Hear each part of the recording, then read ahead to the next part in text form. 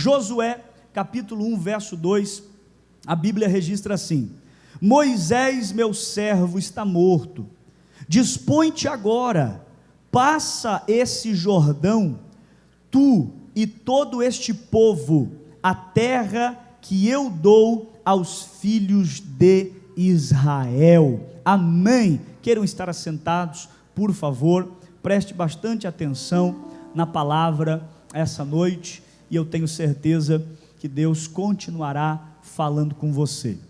Queridos, perceba, pastor, qual é o cenário deste episódio? O cenário desse episódio aqui, queridos irmãos, é um cenário de transição. Perceba que a Bíblia está apresentando algumas informações. Primeiro, a Bíblia está apresentando que chegava o final, ou se encerrava o período da liderança de Moisés. Moisés acabara de morrer, porém, o povo eleito, o povo de Deus, ainda precisava entrar na terra que Deus havia prometido. Deus prometeu esta terra, uma terra boa, a terra de Canaã.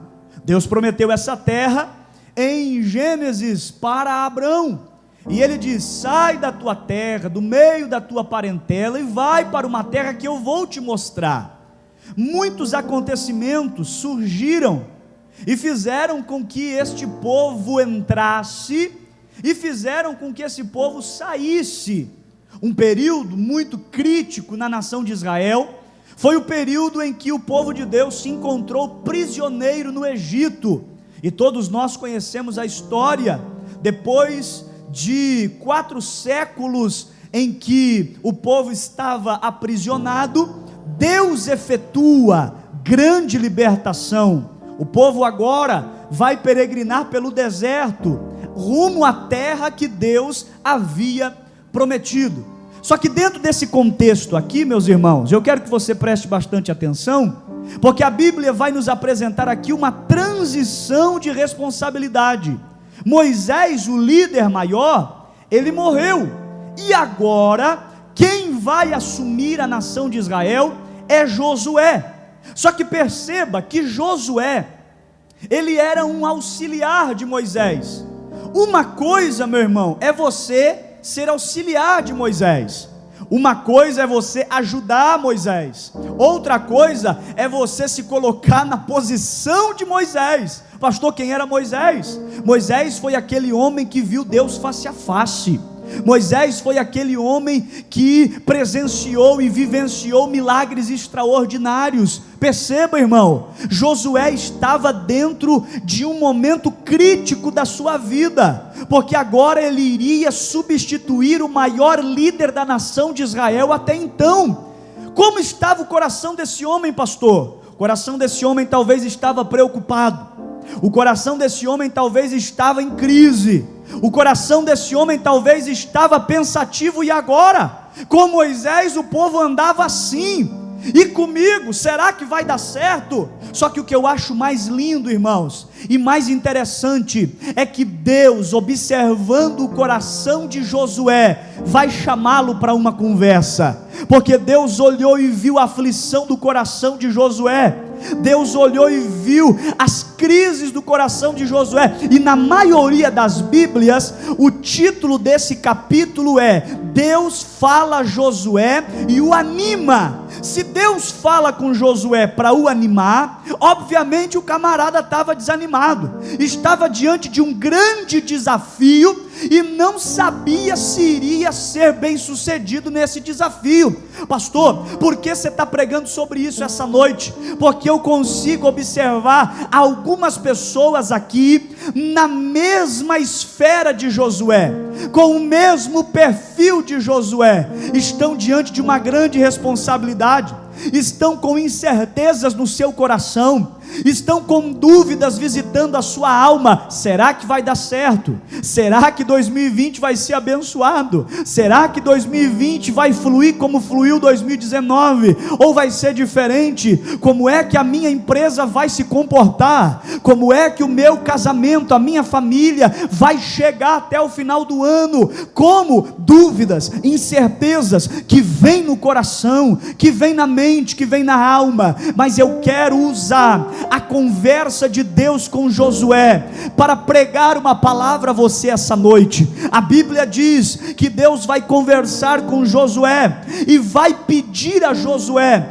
algumas atitudes para que ele seja bem sucedido. Se você ler o capítulo 1, verso 1 até o verso 9, você vai ver que Deus pede a Josué algumas ações, e é sobre essas ações que eu quero pregar. Veja no verso 2, quando a Bíblia diz assim, Deus fala: Josué, Moisés já morreu, dispõe-te agora, passa este Jordão, tu e todo este povo, a terra que eu dou aos filhos de Israel. Pastor, eu não entendi. O que é que Deus estava pedindo a Josué? Olha o texto, irmão. Deus fala: Josué, passa o Jordão. É simples, vai para o outro lado, atravessa o Jordão. Aí você diz: pastor, mas atravessar um rio é muito fácil. Atravessar um rio é muito tranquilo. Só que perceba, a história diz que era tempo da cega. O que é tempo da cega? Correnteza alta e rápida. E perceba, Josué não está sozinho. Então é um grande obstáculo chegar do outro lado. Por que tem que chegar do outro lado? Porque Israel estava do lado de cá, mas a promessa estava do lado de lá. Entre Israel e a promessa tem um rio que, segundo a Bíblia, estava alto, estava agitado. Mas pastor, o que tem do outro lado? Do outro lado, irmão, tem o cumprimento da promessa. Do outro lado tem a terra que mana leite e mel. Do outro lado tem fartura. Do outro lado tem prosperidade. Do outro lado tem proteção divina. Do outro lado tem a derrota dos adversários. Mas aí vem um porém. Qual? O obstáculo é grande, o obstáculo é perigoso, o obstáculo é desafiador. Mas se você quer o que está do outro lado, você vai ter que enfrentar. Se você quer o que está do outro lado, você vai ter que passar. Pode até ser difícil, mas sabe o que eu acho mais tremendo? É que Deus olha para Josué e fala: Josué, passa este Jordão, tu e todo este povo. Pastor, eu não entendi. Deus estava dando uma ordem: você vai passar, mas você não vai passar sozinho. Veja o que a Bíblia diz: passa você e passa o povo. Por que, pastor? Porque, irmão, não adianta chegar do outro lado sozinho, não adianta chegar do outro lado isolado. Não tem valor nenhum passar o Jordão e do outro lado não tem ninguém para desfrutar e para se alegrar junto com você. Levanta uma das suas mãos, porque eu quero profetizar sobre a sua vida essa noite, sobre esse rio, sobre esse obstáculo, sobre essa batalha, sobre essa doença, sobre essa perda, sobre esse desafio. Passa tu e passa os teus. Ninguém vai morrer na margem, ninguém vai ficar no meio do rio, nem vai afogar e nem vai naufragar. Deus manda profetizar para você que você vai passar tua casa, vai passar tua família, vai passar teus irmãos, vai passar teus amigos, e do outro lado você vai cantar o hino da vitória. Quem pode adorar, pegue essa palavra, porque é de Deus sobre a tua vida hoje. Diga para quem está do seu lado: você vai passar. Não, irmão, diga olhando no olho. Você sabia que pessoas falsas e hipócritas não conseguem olhar no olho?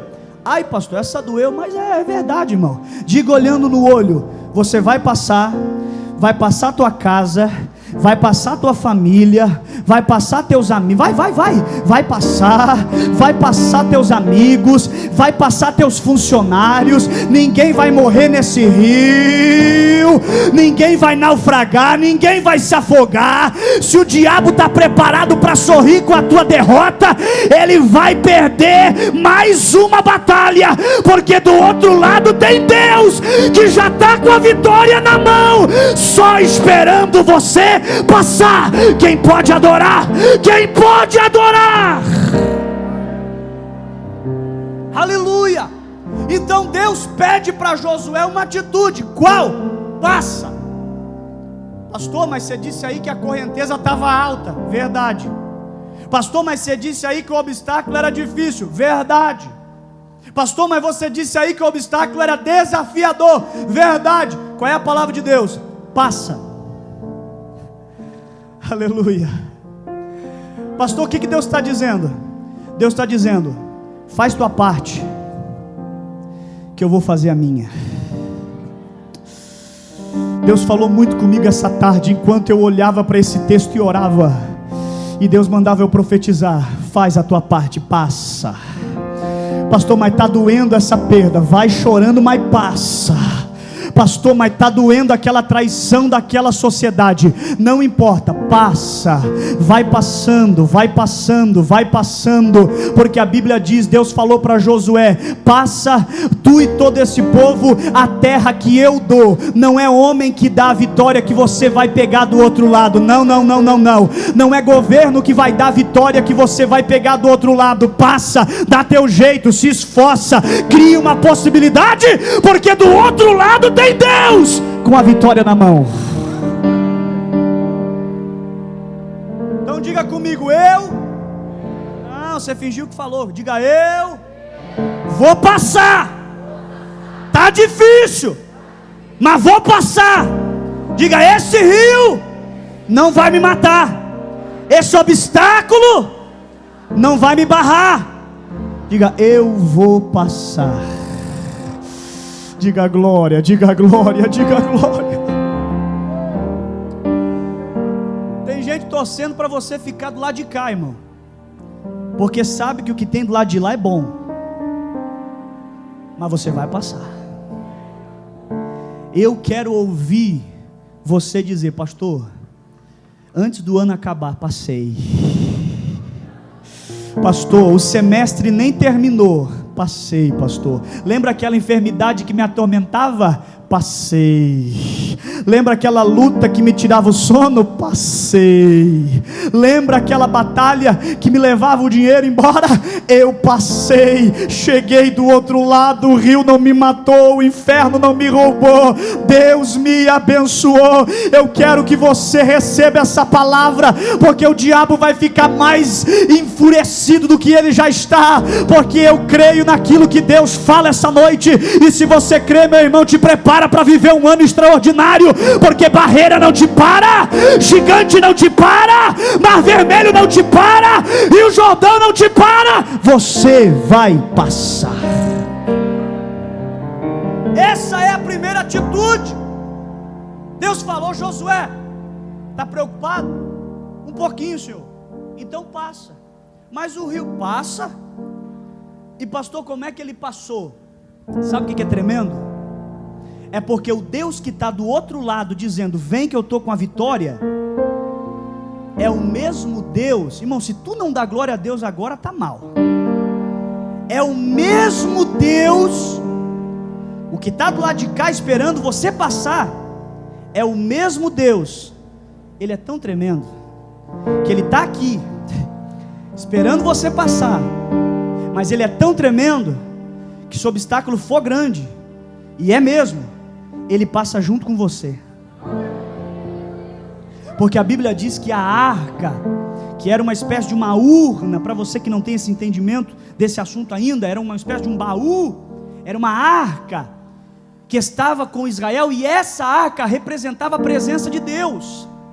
E sabe o que o texto diz? Capítulo 2, 3, que Deus fala assim: ô Josué, passa, mas coloca a minha arca, a minha presença na frente. Irmão, isso aqui é tremendo. Sabe por quê? Porque não existe obstáculo que fica de pé quando Deus vai na frente. Quando você coloca Deus na frente na sua vida material, quando você coloca Deus na frente lá no teu trabalho, nos teus negócios, na tua casa, nenhum obstáculo fica de pé.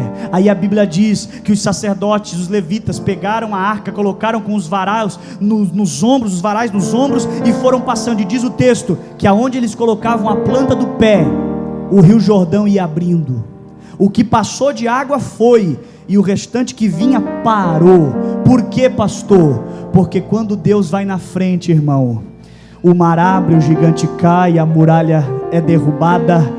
Não existe barreira que fica diante da presença de Deus. Você pode pegar essa palavra, diga para quem está do lado: essa é para mim, e levanta a mão, porque eu vou profetizar, em nome de Jesus. Se Deus for na tua frente, em nome de Jesus, macumba não vai te derrubar e não vai acabar com a tua família. Nenhum trabalho que possam fazer contra você, ou olhares invejosos, serão capazes de tirar aquilo que Deus já projetou. Eu libero uma palavra profética para você, e se você crer, pega ela, porque vem do trono da graça para você essa noite, em nome de Jesus. O do outro lado, quando você chegar, você não vai chegar sozinho, a família vai chegar, Deus vai estar contigo, e aqueles que torciam a tua derrota e almejavam a tua derrota, vão ter que ver você chegar vitorioso, abençoado, alegre, feliz. Se você crer, pega isso, porque é de Deus sobre a tua vida. Primeira atitude de um vencedor: passa, dá teu jeito, faz a tua parte, porque a Bíblia diz, Deus fala: Josué, dispõe-te e vai. Irmão, se você só ficar olhando o obstáculo, você não sai do lugar. Se você só ficar olhando os desafios, você não evolui. Deus fala: Josué, passa. Só que Deus pede outras coisas para ele. O que, pastor? Deus olha e fala: Josué, você vai passar, mas eu tenho uma palavra para você. Ser forte, rapaz. Ser forte. Deus fala do verso 1 ao verso 9 3 vezes sobre força. A palavra força aqui no original é shazak, que quer dizer robustez, que quer dizer encorajamento. Deus falou: Josué, vença as suas fraquezas. A segunda atitude para alguém que quer vencer em 2020 é vencer as suas fraquezas, irmão. Ah, pastor, mas eu não tenho fraqueza não. Muito prazer, super-homem. Ah, pastor, eu não tenho fraqueza. Muito prazer, Mulher Maravilha. Todo mundo tem. Todo mundo tem uma fraqueza. Todo mundo tem. Você tem que identificar qual é a tua e vencer. Alguns personagens na Bíblia foram destruídos pelas suas fraquezas, foram dominados pelas suas fraquezas e não desfrutaram da bênção que Deus tinha para eles, porque cederam às fraquezas. Pastor, eu sei qual é a minha fraqueza. Qual, irmão? Eu compro o que eu não preciso com dinheiro que eu não tenho para impressionar quem eu nem gosto. Vença. Porque talvez você está pagando boleto aí que você nem precisava. Pastor, mas quando eu fui comprar eu vi que era sem entrada, e aí depois de 2 meses você percebeu que era sem saída. É uma fraqueza. Pastor, eu tenho uma fraqueza. Qual? Eu tenho um projeto bom, eu tenho algo projetado na minha mente, mas eu não consigo guardar segredo, eu não consigo apresentar só para Deus. E eu falo, pastor, meus projetos, meus sonhos, e quando eu falo, parece que as pessoas pegam essas palavras e ficam torcendo para dar errado. E pastor, minha fraqueza, eu até falo um projeto que eu tenho, aí de repente quando eu vejo, a pessoa já fez o que eu queria fazer. Pastor, a minha fraqueza é com a internet, eu perco o sono para ficar em rede social. Pastor, a minha fraqueza é com o sexo oposto. Deus está falando aqui. Pastor, a minha fraqueza é com vício. Irmão, você quer vencer em 2020? Identifica qual é a tua fraqueza e com a ajuda de Deus vença ela, porque em nome de Jesus essa fraqueza pode te derrubar, mas em nome de Jesus, se você vencer com a ajuda de Deus, aleluia, ela não vai te parar, ela não vai ofuscar o que Deus tem para fazer na sua vida. Eu conheço pessoas que eram abençoadas, mas cederam às suas fraquezas e perderam, irmão, perderam um projeto glorioso, uma família abençoada, uma promoção, uma carreira. Perdeu por quê? Porque cedeu à fraqueza. Pastor, o que a Bíblia diz sobre isso? A Bíblia diz, Paulo fala que nós temos uma inclinação, Romanos fala isso, que nós temos uma inclinação, e a nossa inclinação é para a carne. Eu lembro de uma musiquinha, ou musiquinha que faz sentido, do homenzinho torto. Quem lembra dessa? Que havia um homenzinho torto, que morava numa casa torta, a vida dele era torta, mas um dia, esse homenzinho torto, a Bíblia encontrou, e tudo que era torto, Jesus endireitou. Paulo fala sobre isso, e ele fala que a inclinação da nossa vida para a carne é morte, mas quando o Espírito de Deus entra no nosso coração, ele nos coloca no plumo. Tudo que é torto, irmão, se Deus entrar na sua vida, vai endireitar. E Deus fala, Josué, ser forte. Pastor, qual era a fraqueza de Josué? Não sei, e não vou inventar aqui coisa que eu não sei, e nem vou dizer o que não é, porque nós estamos no altar de Deus.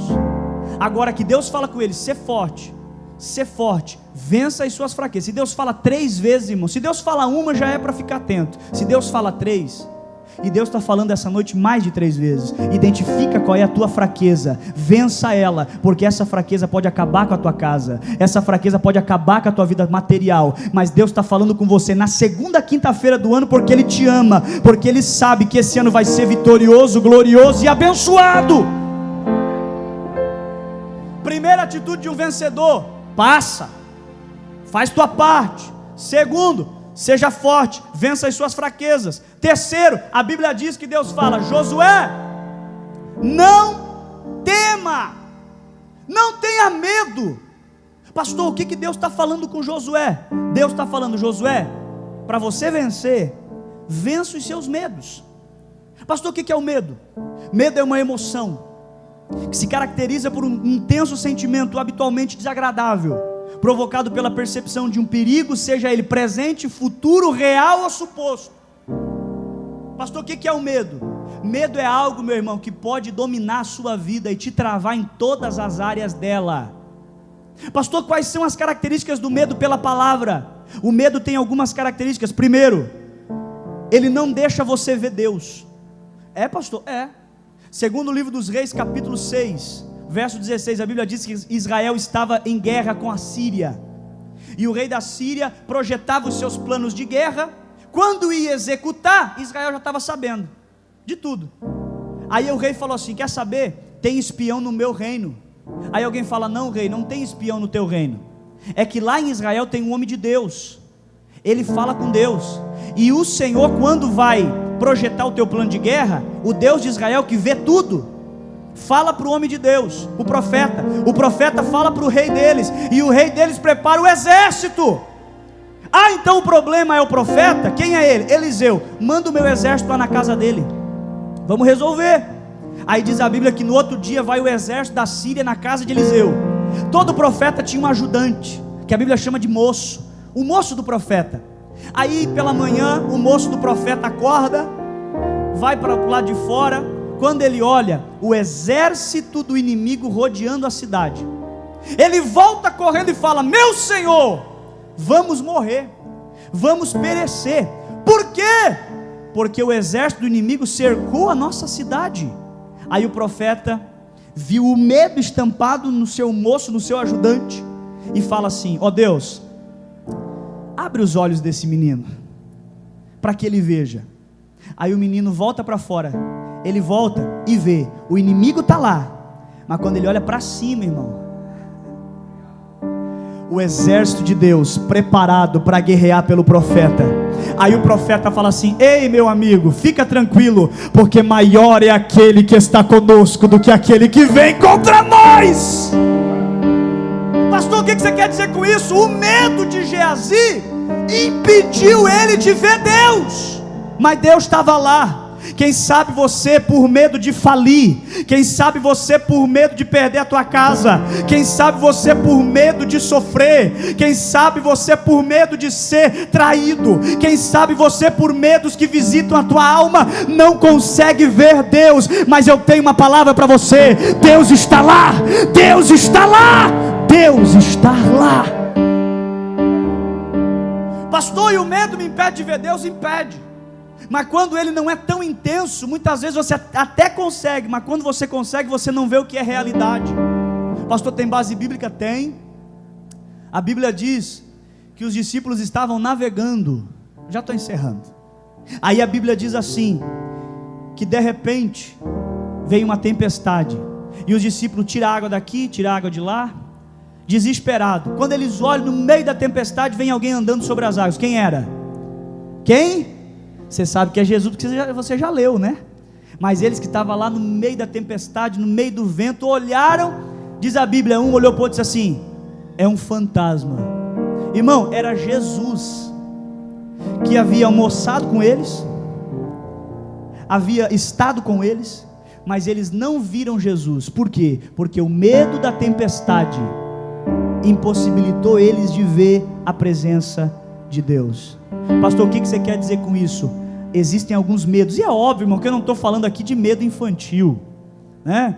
Não estou dizendo aqui que é o medo escuro que você ainda tem, não estou dizendo aqui que é medos infantis, não, medos que o adulto tem, né? Aquele medo daquele boleto abençoado que vence no dia 5, né?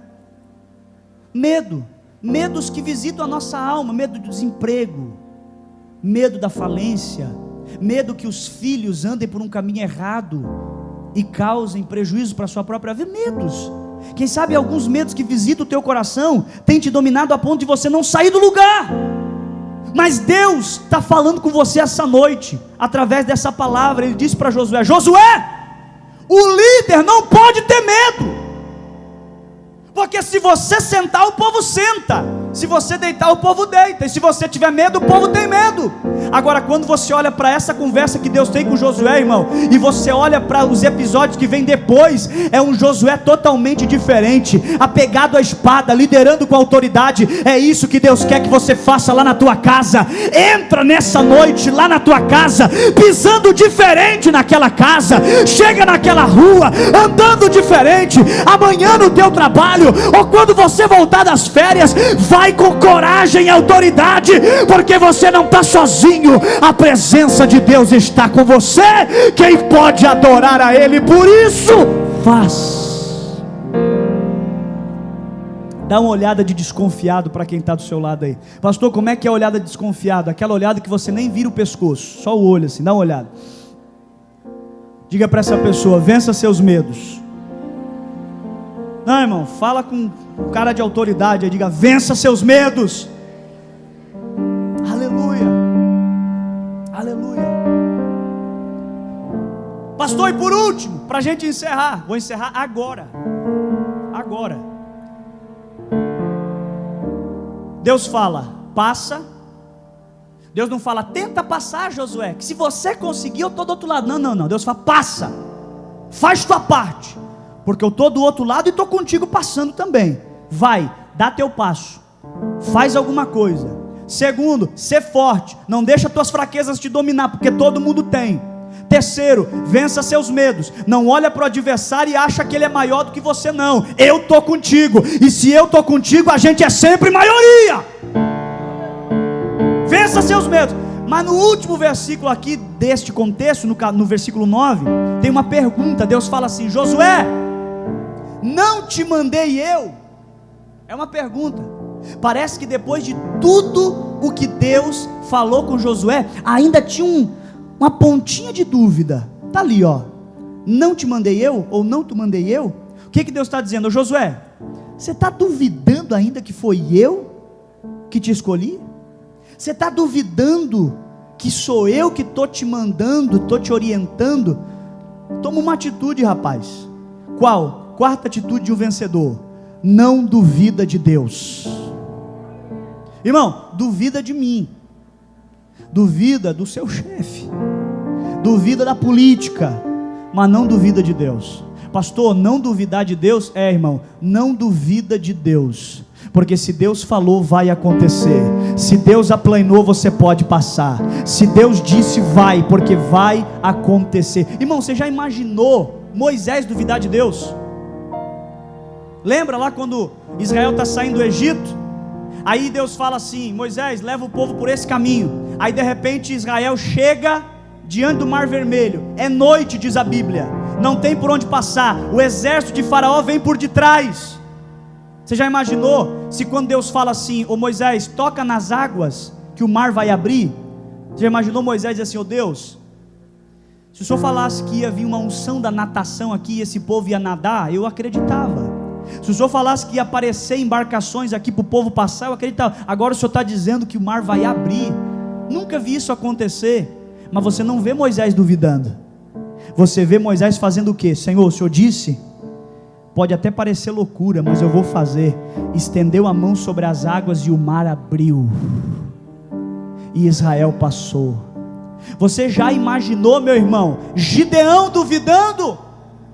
Os midianitas, amalequitas fazendo guerra com Israel. Israel plantava, colhia e o povo vinha e roubava. Aí Deus falou: levanta o exército, 32 mil soldados. Aí Deus olha para o povo e fala: é muita gente. Gideão, manda esse povo, quem tem medo, ir para casa. Aí Gideão passa no meio do arraial e fala: os covardes e medrosos podem ir embora, porque nessa guerra não tem lugar para medroso. 22 mil vai embora. Você não precisa ser bom de matemática para saber que 32 mil tira 22 mil, fica 10 mil. Aí Gideão fala: Senhor, posso ir à guerra com esses 10 mil? Deus fala: não, é muita gente, manda essa turma tudo beber água. Aí diz a Bíblia que eles foram beber água, e Deus falou: Gideão, fica observando, quem lamber a água como cães, você separa. Agora quem botar a mão na água e levar até a boca, você põe à parte, porque nessa obra tem que botar a mão, irmão, porque está cheio de gente que só fala, mas botar a mão é poucos. Aí 300 pega com a mão e leva na boca, 9.700 se ajoelha e lambe direto a água, como fazem os cães. Aí Deus fala assim: Gideão, manda os 9.700 embora e vai à guerra com 300. Se fosse você, você não ia. Você ia dizer: Deus, de 32 mil só sobrou 300, e o povo que vem contra mim é um exército incontável. Mas Gideão não duvidou, ele foi, e Deus efetuou grande livramento sobre a vida dele. Você já imaginou se Davi duvidasse, meu irmão? Davi chega diante do Golias, olha para ele com dúvida. Não, Davi não duvidou, pastor. Mas Davi duvidou, pastor. Não duvidou. Não, pastor, duvidou. Ah é? Por que você acha que Davi duvidou? Pastor, o texto é claro. Quantos gigantes eram? 1. Quantas pedras ele pegou? 5. Pastor, não é muita pedra para pouco gigante? É verdade. Mas quando você olha para a Bíblia, você vê que Davi não duvidou, irmãos. Sabe por quê? Porque a Bíblia diz em 2 de Samuel, capítulo 21, verso 15. Escuta isso aqui e agora eu encerro. De novo fizeram os filisteus guerra contra Israel. Desceu Davi com os seus homens e pelejaram contra os filisteus, ficando Davi muito fadigado. Isbi-Benob descendia dos gigantes, o peso do bronze da sua lança era de 300 ciclos, e estava cingido de uma armadura nova. Este intentou matar Davi, porém Abissai, filho de Zeruia, socorreu, feriu o filisteu e o matou. Então os homens de Davi lhe juraram, dizendo: nunca mais sairás conosco a peleja, para que não se apague a lâmpada de Israel. Primeiro gigante. Depois disso houve ainda em Gobe outra peleja contra os filisteus. Então Sibecai, o Zatita, feriu Asaf, que era descendente dos gigantes. Segundo, houve outro ainda em Gobe, outra peleja, outros contra os filisteus, e Elanã, filho de Jaare-Oregim, o belemita, feriu Golias, o geteu, cuja lança tinha haste como eixo de tecelão. Terceiro, houve ainda outra peleja, e esta foi em Gate, onde estava um homem de grande estatura, que tinha em cada mão, em cada pé 6 dedos, 24 ao todo. Também este descendia dos gigantes. Quando ele injuriava Israel, Jonatas, filho de Simei, irmão de Davi, o feriu verso 22, estes 4 nasceram dos gigantes em Gate e caíram pela mão de Davi e pela mão de seus homens. Quando eu olho para esse texto aqui, eu descubro que nas trincheiras do exército filisteu não tinha apenas Golias, mas 4 gigantes estavam preparados. Então Davi não duvidou, irmão, ele levou pedra para Golias, mas se os outros 4 criassem coragem, as 4 pedras já estavam preparadas para eles também. Pastor, o que você quer dizer com isso? Confiança plena e total no que Deus falou para você. Não duvida, pastor, Deus falou para mim que vai salvar minha casa esse ano. Então começa a glorificar, porque salvação de Deus vai descer sobre a sua casa esse ano. Fica de pé porque eu quero orar pela sua vida. Pastor,